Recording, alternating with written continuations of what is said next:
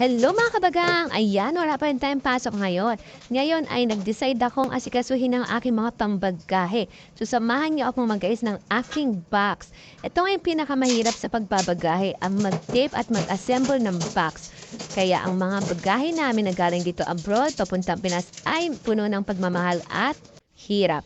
So ayan mga kabagang, nalagyan na natin ng tape yung ilalim. Kaso naubusan ako ng tape, so bilhin muna tayo. At ayan nga, nakabili na tayo mga kabagang. Tutuloy na natin. Ayan na nga, nilalagyan natin ng tape ang ating box. Nilalagyan ng tape ang box para maging mas matibay siya. Siyempre, lalo na kapag nilagyan mo ng mga mabibigat na mga kargada. So ayan nga, medyo nahirapan ako dyan kasi masikip. Kaya ayan, nag-decide ako doon na lang sa labas ng flat para at least mag-ingay man ako, walang maistorbo. Baka mamaya makalayas ako nang wala sa oras.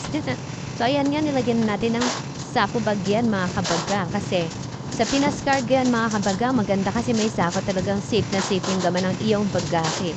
O, diba?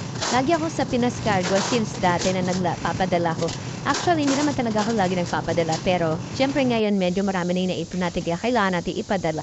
So, ayan na mga kabagang, o diba? Well na siya, well done. Nailagyan natin ng ating sako. So, ang kailangan na lang yan ay laman. So, sa susunod na araw na. At dahil nga napagod ako sa paggawa ng ating box, kumain muna tayo. So, ayan mga kabagang ating pagkain. Hindi ako nagluto kasi wala ng time. So, see ya! Yan lang.